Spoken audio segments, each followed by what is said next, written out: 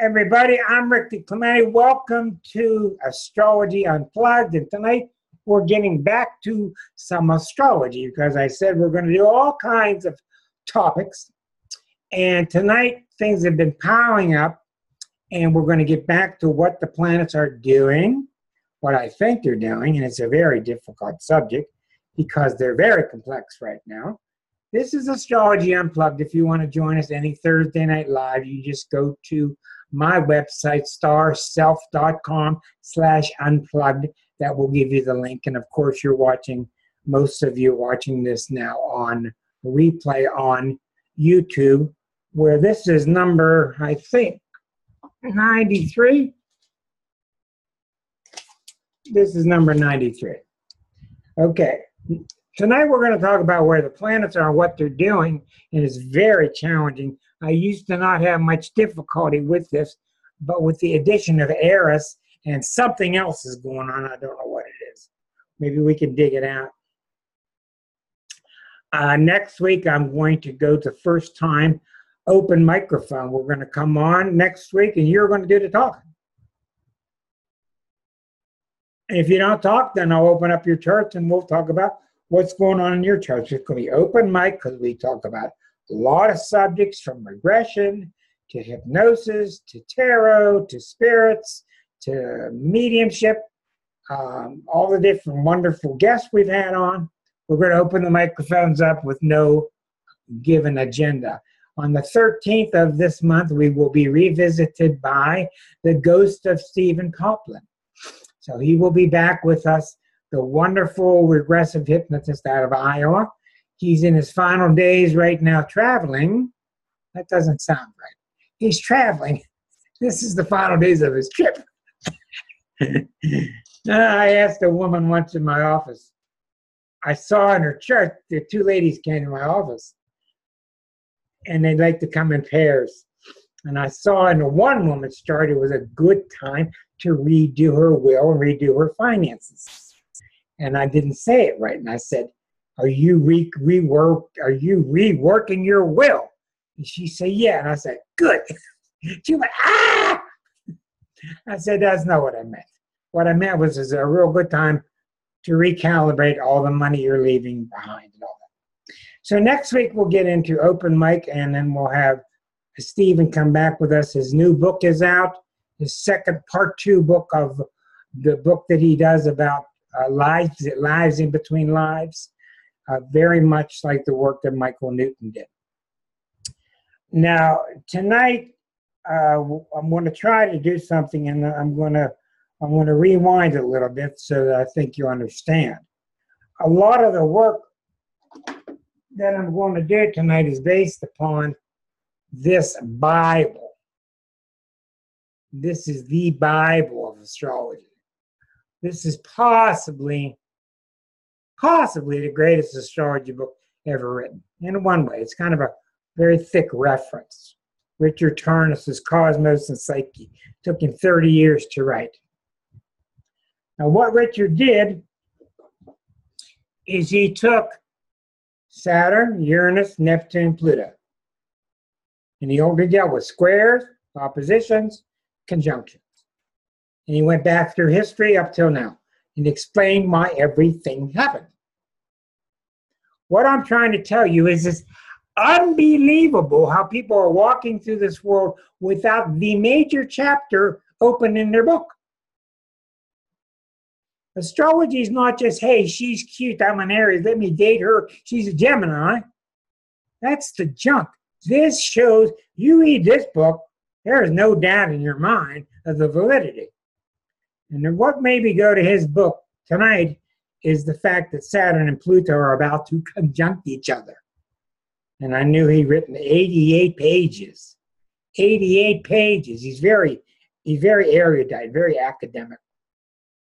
West Coast.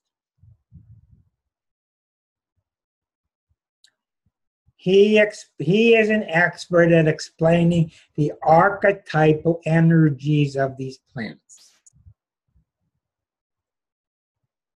We've got some grave planets coming.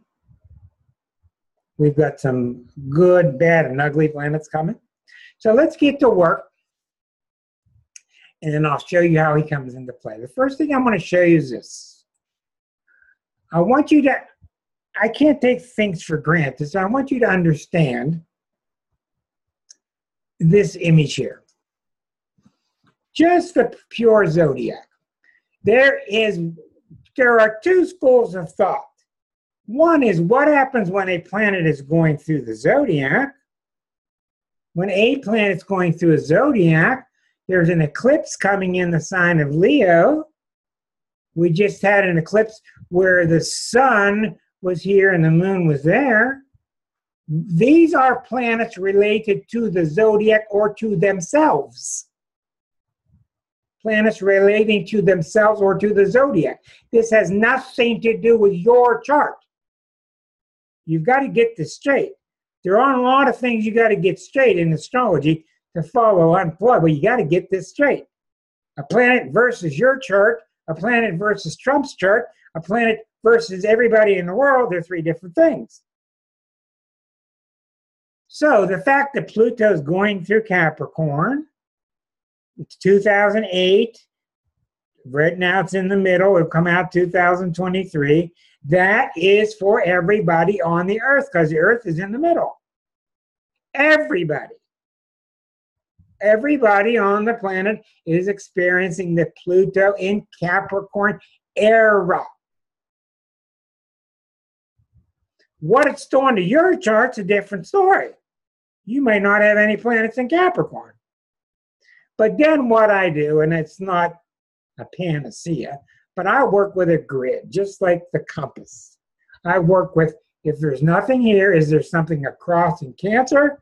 Is there something at a right angle in Aries or in Libra?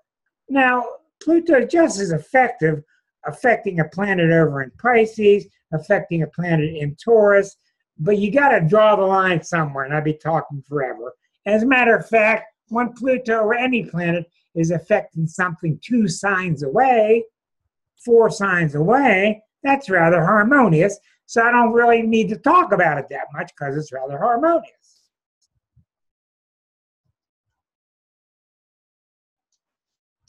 It is my habit, and also Richard Tarnas's, to talk about the hard aspects. That means it's conjunct, it's opposite, or it's at a right angle. That's when you get activity, because those are when the planets are stressful. They can still bring about good things, but they're stressful, and that's what makes stuff stir. So without a doubt, when we look at today's planets, and hell, I can't see at the top of your head. Hi there, buddy.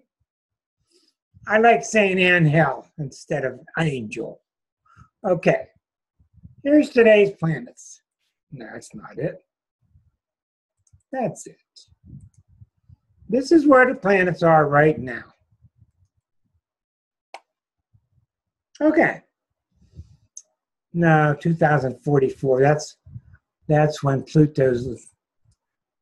Okay, here's where. This is where the planets are right now.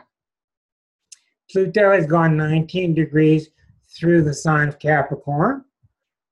Don't be confused. These are the houses. The signs are out here.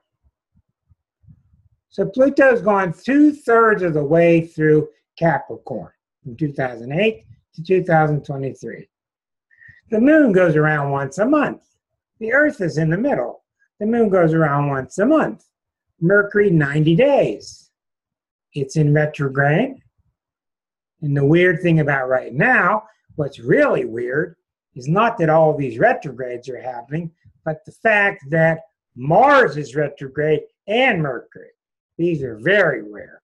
Mercury's retrograde every 90 days, indicated by the red X, the red RX. Mars only retrogrades every 2 years. Very rare. Mars is almost finished. As you can see, Mars has backed up to 0. Aquarius is going to go back into Capricorn, turn around, come forward back into Aquarius. So it's common during the year that Saturn is retrograde, that Pluto is retrograde, that Neptune is retrograde. The outer planets go backward 5 months, forward 7, backward 5, forward 7, backward 5. And the following planets are very common: Pluto, Saturn, Neptune, Uranus. But when you get into Mars and Mercury, and especially Venus, Venus can retrograde too, but it's very rare. And the closer the planet is to the sun, the weaker it is. They're not as powerful as the outer planets. So the big story here, without a doubt, is we're still in the Pluto era. Now, why is the Pluto era such a big deal? Number one, it's going through a tough sign like Capricorn, which represents institutions. Number two, we're about to have our Pluto return in the USA's chart. So this is not the whole world. This is the USA's chart. So when I look at the United States chart, and I put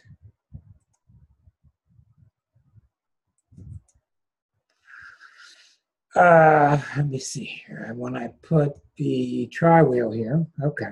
No, not the tri-wheel. I'll get it. The bi-wheel. Now you're going to see, if I can get it right, now you're going to see the transiting planets compared to a natal chart, the natal chart of the United States. This is the inner wheel of 1776. We are a Cancer because we were born the 4th of July, 1776. This chart does not change. We are not sure about this chart because no one in history ever wrote down the time. So you got all these advanced super astrologers through the years trying to figure out what time the USA was born. And there are two major fields of thought. This is one of them. And the other one is kind of where Uranus is over here instead of over here. But what's significant about that is during that day in 1776, Pluto didn't move that much. In one day, it moved maybe 1 minute. But 256 years later, Pluto's moving very slowly. World War I, World War II, Korean War, Vietnam, Twin Towers, all these things. Eventually, Pluto's starting to return. Here it is. This is why things are so heavy. Pluto started here. It's gone around. It's almost back. It's at 19. It's got to get to 27. Tarnis's book, he uses a 15-degree orb because he talks about major wars, major periods, the Reformation, periods of enlightenment, the Dark Ages. He pulls way back in a wide-angle lens and shows you the ages and why they were. And the two big shapers are Pluto and Saturn. He talks extensively about Neptune and Uranus too. But what we're seeing here is that Pluto's return has started. In 2008, Pluto was back at 0. It was 27 degrees away. 27 degrees away from returning. That's how powerful Pluto is. So you had Pluto going through Capricorn for everybody. You had Pluto at 12 degrees opposite the United States sun. See? 4 or 5 years ago, Pluto was opposite at 12 degrees, 12 degrees. That's what put the United States and continues to put the United States through an identity crisis because Pluto is hitting our sun. So the Pluto return is still shaping. It's forming. And what happens is things sort of calm down, then some other planet gets involved and agitates it, then it flares up again, and then we think we got it calm, then it flares up again, and it's this repetitive pattern for 15 years. Now, the Pluto return, and this is what John's very good at. John's on the show here with us. John is very good at watching the outer planetary eras. These are long-term eras.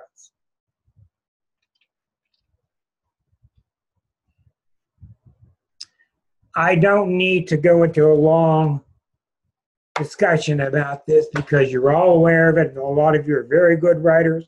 I noticed that Angel was writing a lot about Plutonian things. Social workers are writing a lot about Plutonian things. Health workers are, we all are. Okay, what did Liza and I do? Hi, this is 2005. I'm Rick DiClemente. Would you like to help me write this article for Pittsburgh Magazine? Sure, well, let's sit down and do it. That's how we met. And we took a look at the shit heading towards the fan. And we said, well, people are going to want to hear about this shit heading towards the fan. Well, the shit is heading towards the fan.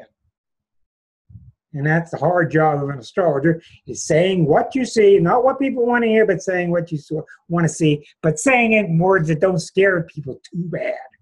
So anyway, anyhow, you can certainly see that the fan has been hit at least a few times. All right. The bad thing is all the pus is coming out and the patient's on the table, and we don't know how much more the patient can take.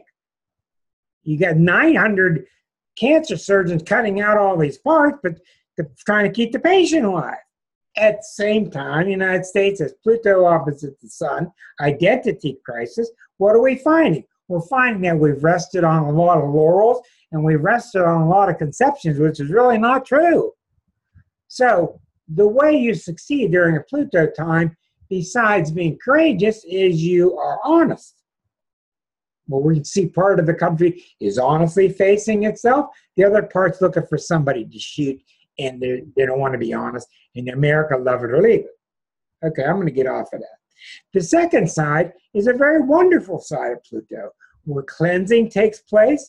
I've seen tons and tons of relationships where one bum threw the other bum out of the house, and the first bum's doing a lot better. No, just kidding. Or a lot of relationships came to an end and they stopped kidding themselves. And their lives got better because they faced the music. Same theme over and over. And now you're seeing all these grassroots campaigns out of Florida and out of the kids in college and all these startup people grabbing hands together and saying we have to battle back against this and against that. Okay, so that's going to continue. The Pluto opposite the sun of the United States is going to decrease because it's moving on. But the Pluto return is forming. And when the Pluto return forms, this is kind of like, I gave you lots of homework to do, and I'm off today. So today's substitute teacher is the principal. It's going to come into your room to see how you've been doing with your Pluto return. So he comes in the room, and everybody goes, gulp. And you got to sit there and stand for yourself whether you did your work or not. So that's what the Pluto return will be. How well have we done at reforming? And the reforming is only about one question. Have we been fair with our fellow man? Have we abused or used our power? That's Pluto. That's up to us. Okay. Now, in the meantime, let's look at what other planets are doing. Remember, they're all going on one time. Makes for a weird symphony. All right. So let's go back to the transiting planets.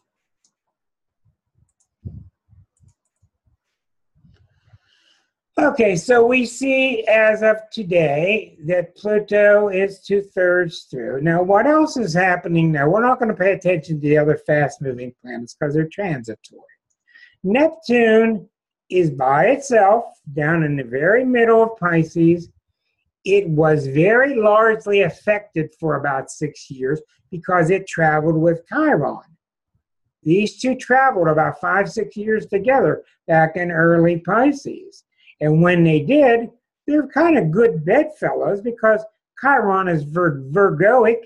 You know, it's a sense of service to people. So is Neptune. And this is when you saw a tremendous appeal to people doing Reiki and doing healing, and just they were coming out of the woodwork when these two planets were together. Chiron being the Virgo planets of putting your hands on, and it was in Pisces also. So you saw the double Pisces going on, and that's why so many people were starting to pick up God's graces and teach things like meditation, Reiki, healing.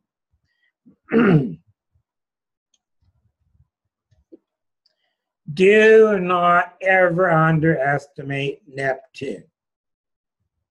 Neptune is so subtle, so quiet, so George Harrison, so much in the background. Everybody takes it for granted. All of a sudden you look up and you're naked. Your shoes are gone. Neptune is the power of the zodiac because it's the Christ-like planet. It's the unmanifest. It's the planet that dissolves all boundaries until there's nothing left but oneness. Now, if you're somebody like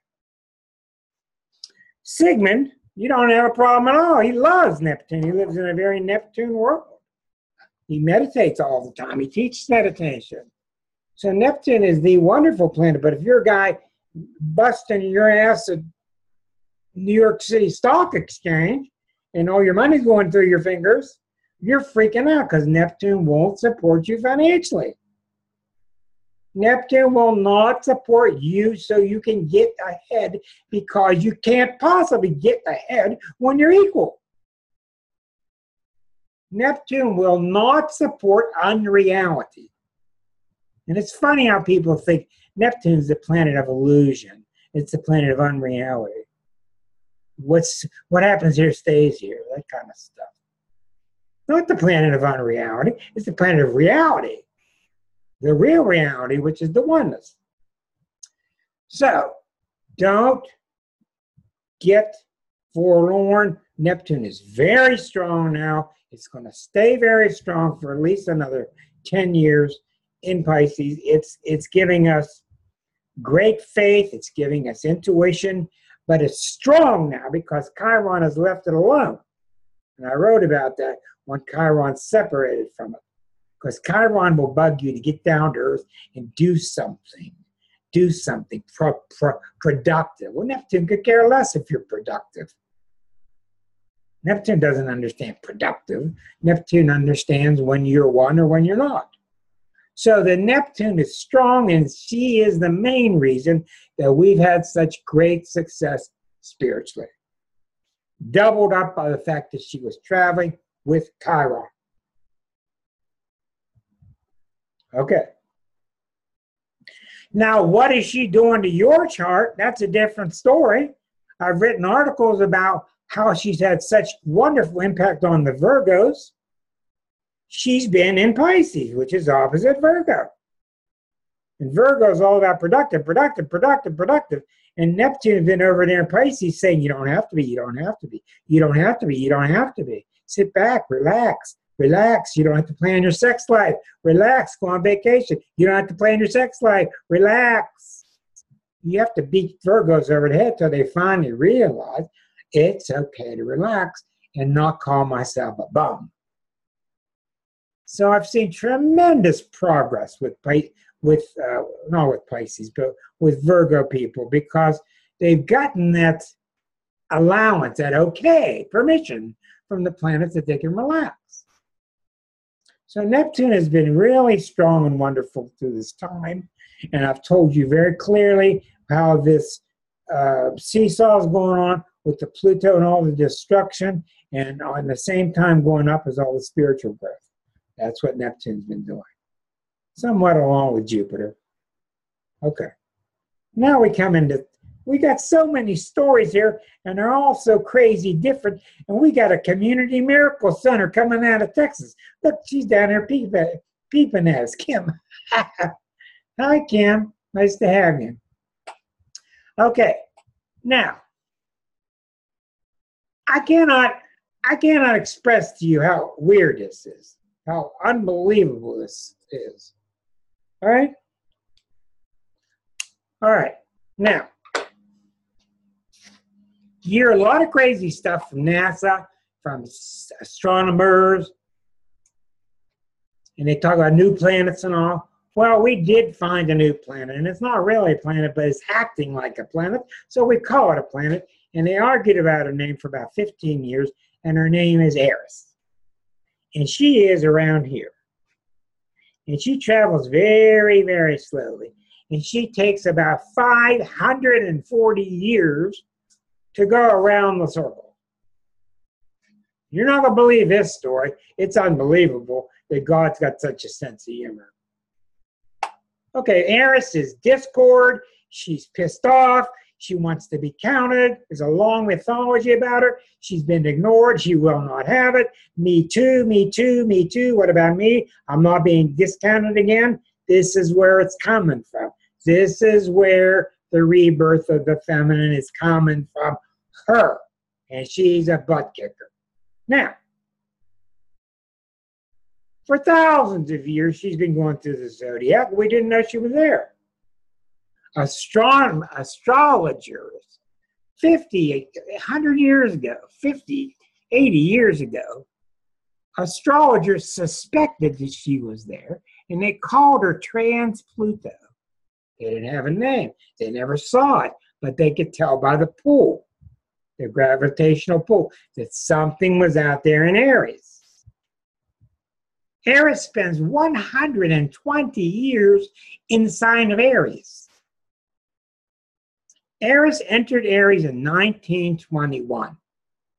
And I think that her entrance into Aries is what brought us, at least partially, World War I, which was just a few years before in astronomical time. When a planet is not visible, hasn't been seen by the naked eye through quantum physics, it doesn't exist. Pluto wasn't seen till 1930. As soon as we saw it, boom, there's Hitler. Uranus wasn't seen till 1780. Boom, scientific revolution, industrial revolution. Neptune wasn't seen till the 1800s. Boom, the advancement of the spiritual age. But of all the damn things, Uranus is discovered at 24 degrees in 2003, and I think again in 2005. There are two different ways of looking at it. And when she was discovered, she was next door to Uranus. She was here and Uranus was here. They were both right there. Who in the hell wants to be discovered when you're next to Uranus and you're both in Aries? So, my friends, that's why 2003 on have been nuts. You got Eris, you got Uranus, and they're both in Aries. Let alone the fact that they're square to Pluto Capricorn. You got three nutso energies, powerful. You got the revolution of I'm not going to take it anymore next to Uranus and Aries, and Uranus and Aries is, sure, I'm not going to take it either. Because what happened when Uranus went to Aries? Arab Spring. 7 years later, came out of Aries, going into Taurus, American Spring. These are the kind of chapters and subchapters that he talks about in that book. That's a must, that book. So, I've been grooving along pretty smooth for years, writing newsletters, and I told you for the past 3 years I've been unable. You can ask Karen's been with me the whole time, Karen Shanahan. And I've been unable to put my finger on what is going on. I can't figure it out. What is going on? And what that secret was, and I was hesitant to say, but it's been Eris in the sign of Aries. Now, she's in your birth chart. And in my birth chart, she's right with Jupiter. Same degree. And I'm just now placed her on everybody's charts. 5,000 charts I have. And I'm starting to see how significant she is. And she is a ruler of discord. And she's really big in the chart of Donald Trump. Seen any discord lately? Well, you have to study these planets with a sane eye and look very deep, because these planets don't come by to just raise hell. I don't care what the astrologers say. They have a very benevolent side and a very good side, and they mean well. Why is she raising hell? There's a reason. So we will find out through time. You don't find out overnight with big planets. They take time to reveal their nature.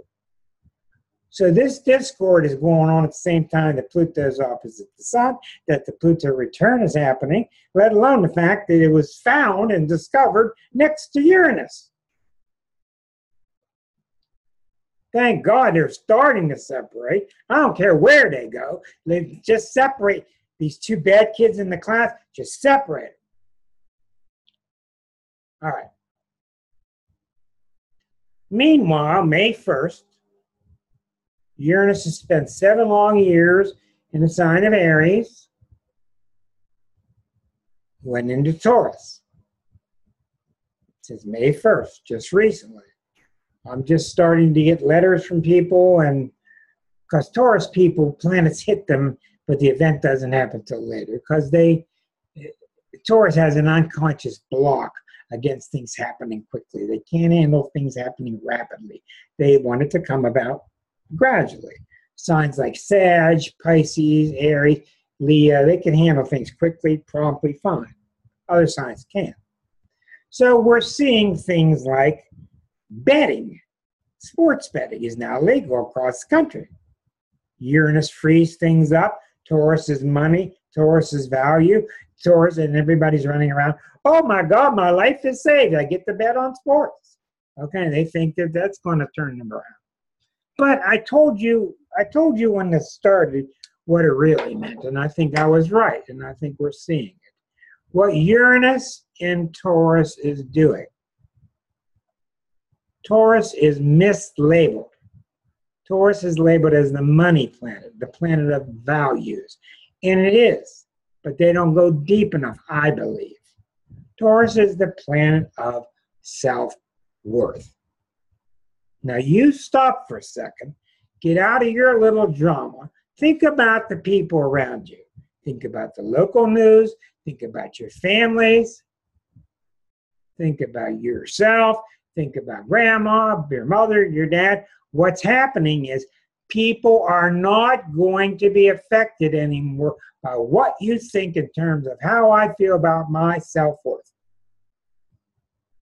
We are being liberated. And this is a phenomenal sign of growth. That's wonderful. And it's partially supported by Eris. Eris wants to be counted. God damn it, I'm going to be counted. That's Uranus. That's Eris. So no matter what you're doing, you all have your problems, you got your situations, but I'll bet you have all cleared your deck. My deck is not the way I want it, but it's my deck anymore. I'm playing it. I know that the way I feel about myself is the way I feel about myself. I don't care what she says, he says anymore. We're getting free of this, and this is another reason that churches are going down the drain in that sense, in the sense of them brainwashing us. We have to be okay with the church, the upper people in the church. Well, we don't have to be. We're all being greatly liberated. This is a wonderful transit that's going on. And anytime you get a misnomer like this, it's odd, because Uranus and Taurus don't mix. Uranus is the planet of dramatic, drastic change, and Taurus is the sign of rooted earth. They don't mix. But yet I see them combine all the time. And you got this desire to be planted in the earth and be secure and be strong and stable. And you got this other thing. We see this in Jan's chart. We talked about Jan, about your Uranus theme and your moon theme, very similar. So you got this part of us that wants to stay secure by anchoring ourselves, and the other part that's trying to be flexible and open up and let things change. So it's kind of an oxymoron. So that's why you're going to see a lot of kind of craziness from Uranus and Taurus also for the rest of the year. Given Taurian things like the earth and farming and soil, you're going to see revolutions taking place. This is part of the reasons for the forest fires. It's part of the reasons that the desecration of the soil is happening. So there's all kinds of intermixing when you blend these planets together. Now, the one I didn't want to get into, but I'm going to get into. Saturn is in Capricorn. Pluto is in Capricorn. Saturn is approaching Pluto. Saturn will conjunct with Pluto in about a year and a half. I have a lot to say. Tarnas wrote 88 pages on just Saturn and Pluto. Unbelievable. It's very sobering, very dark. There are good parts to it, but let's take a look and see. Let me see here for a second. John, are you there? Yeah, let me send you a message here. Please stay tuned. Hold on, please.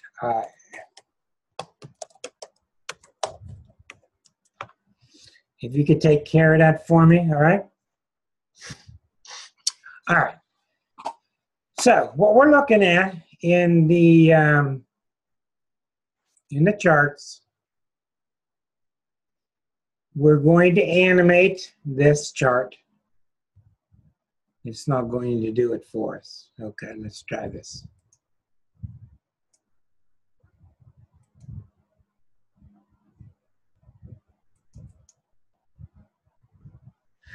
Okay, you see Saturn is at 3. Pluto's at 19. It's going to go 3, 4, 5, and back and forth, back and forth, and back and forth. Let's move by month. Here we are in August. Let's move by month. All right, we're going to set this by months and start jumping ahead in time. Okay, let's say we're almost a year ahead now. See, Saturn is now 20. They're both retrograding. 17 at 5 degrees away. 7 degrees away. There they are conjunct. Around January 2020, around the 22nd degree of Capricorn. Pluto's got to get all the way to 30 degrees. It gets to the 22nd degree before Saturn catches up with it. Pluto takes 15 years to go through Capricorn. Saturn takes 28 months. All right. A very long, sobering chapter by Tarnas on the Saturn-Pluto conjunction. War. War is likely. I think that's true.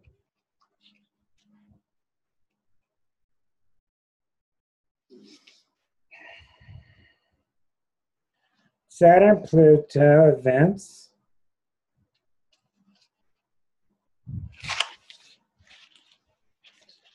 Both the First World War and the Second World War began in precise coincidence with virtually the hard aspect of the alignments of Saturn and Pluto in August of 1914 and in September of 1939. Most recently, Saturn and Pluto exactly opposite during 9/11.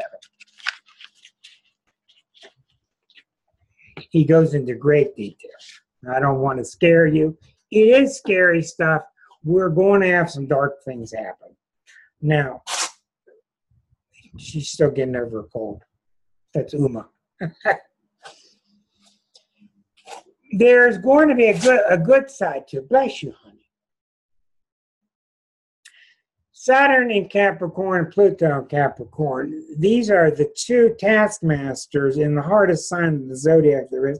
Possibly Saturn, Pluto, and Scorpio would be heavier. But there's just not much of an upside to these two planets. The upside is finally things are going to come to an end. Personally, what you're going to need to do with this is you're going to have to be tough. You're going to have to start getting tough now and getting ready for 2020.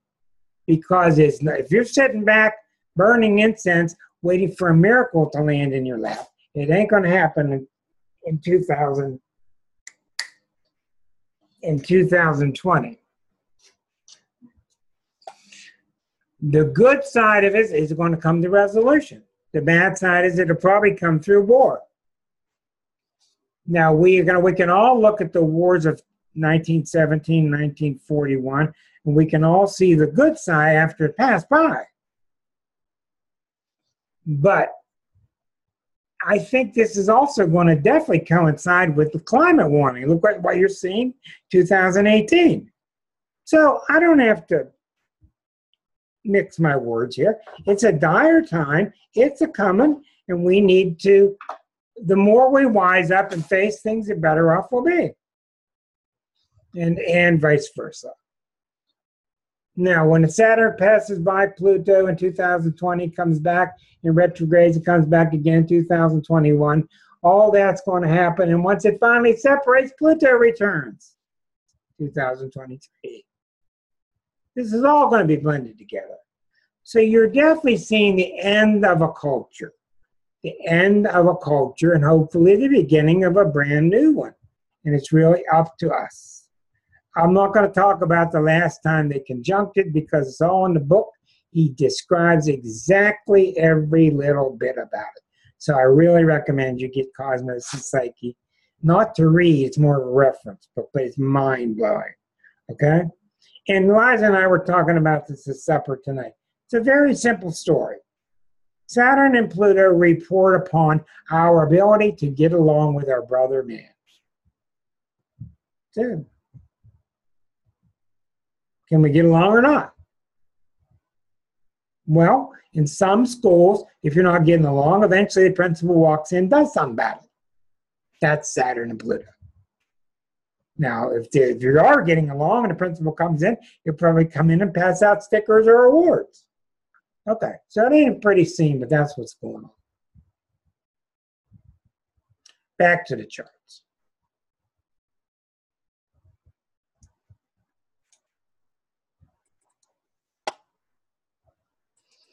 You can see in a United States chart,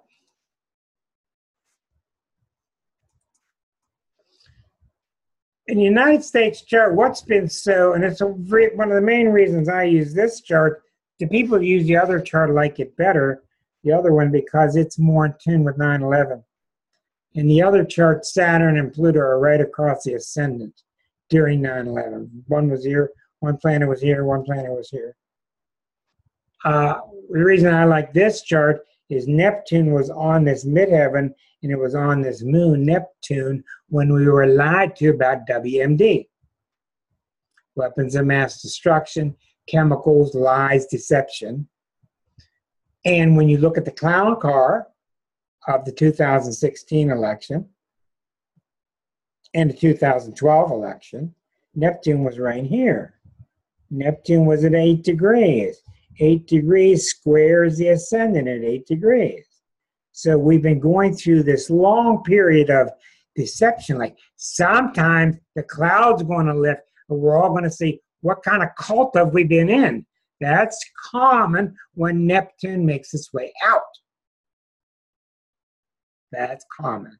We've been in this cloud, and I told you in the fall of 2015, you'll recall, do you want dreamland, put your head in the sand and follow a cult, or do you want to go with the real spiritual movement that's happening? I called it delusion versus inspiration. That was 3 years ago. And we can see kind of a split in the country with that kind of a mindset that's kind of happening.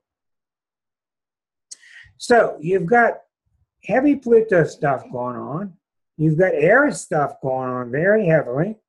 Eris is going to just keep doing what it's doing. The problem with her is we don't know much about her. We don't know enough about her.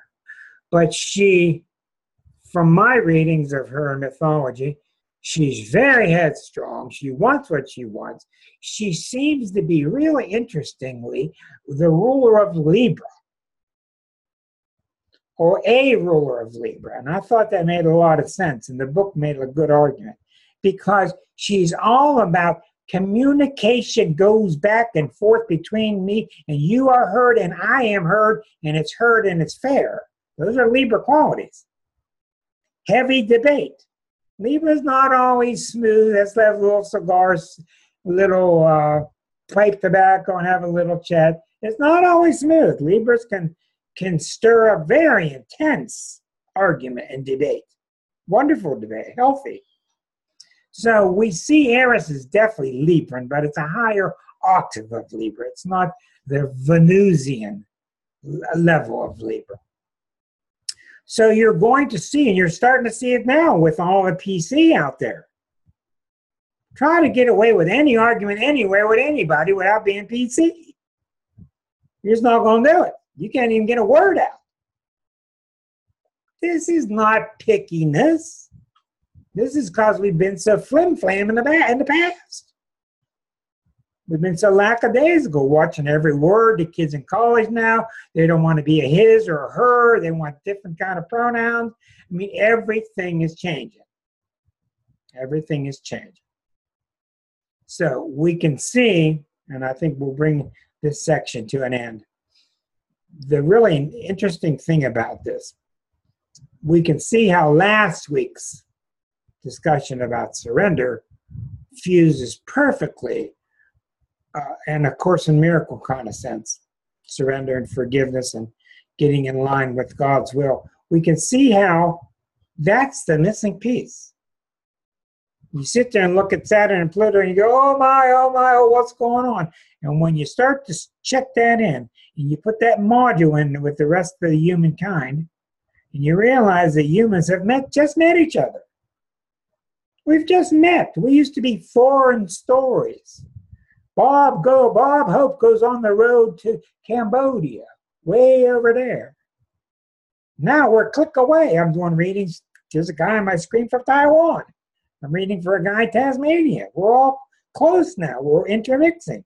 We weren't ready for it. There were going to be clashes. We weren't ready for it. Oh, those nasty Arabs. Oh, these nasty infidels.